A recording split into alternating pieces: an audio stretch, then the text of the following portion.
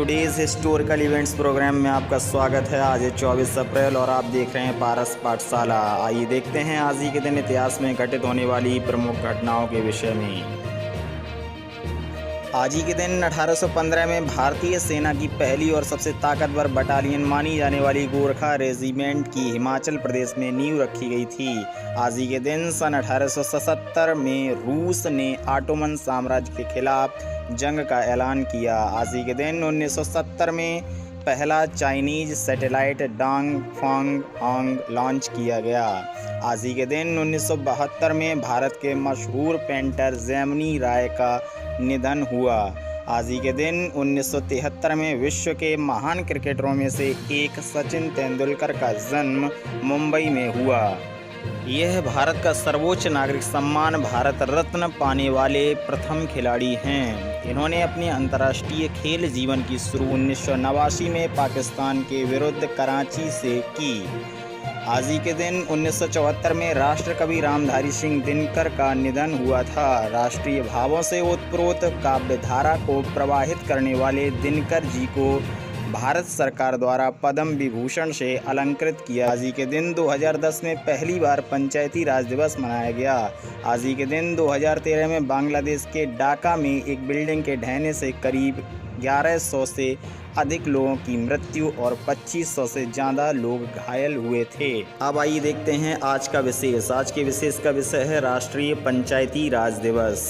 आइए देखते हैं क्या है पंचायती राज दिवस।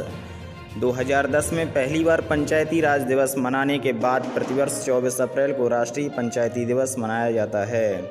यह एक 3 स्तरीय व्यवस्था है जिसके अंतर्गत ग्राम पंचायत, क्षेत्र पंचायत और जिला पंचायत शामिल हैं। इसके अंतर्गत प्राथमिक शिक्षा, स्वास्थ्य देखभाल, पीने का पानी की व्यवस्था, सड़कों पर प्रकाश की व्यवस्था और खाद्य सुरक्षा जैसे 29 विषयों को शामिल किया जाता है। आइए देखते हैं इसकी ऐतिहासिक पृष्ठभूमि के बारे में।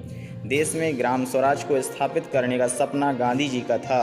19वीं शताब्दी में सन 1882 में तत्कालीन वायसराय लॉर्ड रिपन ने स्थानीय स्वशासन की स्थापना की थी। उस समय इसे मुकामी बोर्ड के नाम से जाना जाता था।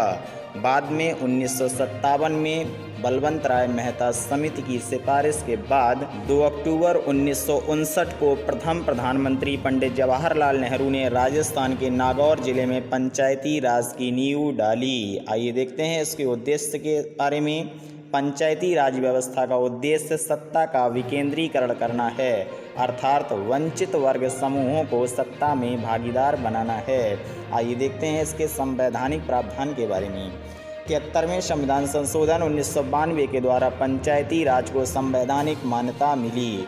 संविधान के भाग 9 में अनुच्छेद 243 से 243 ओ तक पंचायती राज के प्रावधानों का वर्णन किया गया है। आइए देखते हैं इसमें मिले आरक्षण के संबंध में।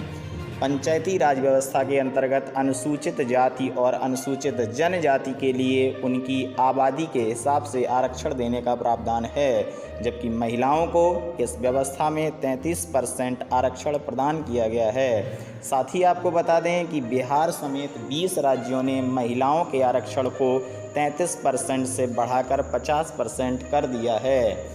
दलितों, आदिवासियों और महिलाओं को इस व्यवस्था में मिले आरक्षण ने इसे समावेशी बना दिया है।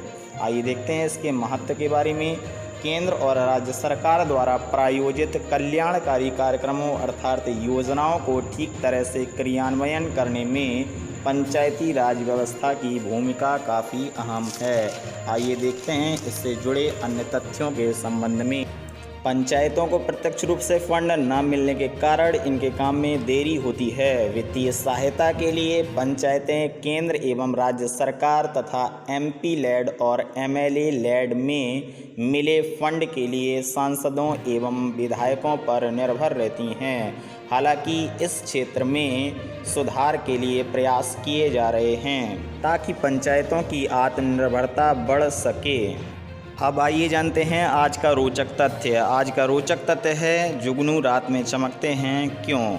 आइए देखते हैं इसका वैज्ञानिक कारण।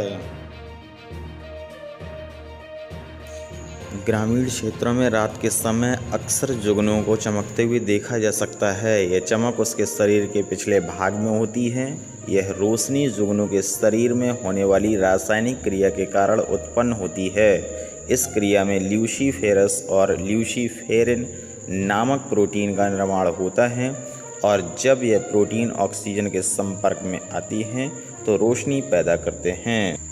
जुगनू के साथ और भी ऐसे जीव हैं जो रोशनी पैदा करने का गुण रखते हैं। साथ ही आपको बता दें, मादा जुगनू में पंख नहीं होते हैं, इसलिए यह एक स्थान पर बैठकर ही चमकते हैं, जबकि नर जुगनू के पंख होते हैं, इसलिए यह उड़ते हुए चमकता है। Thank you.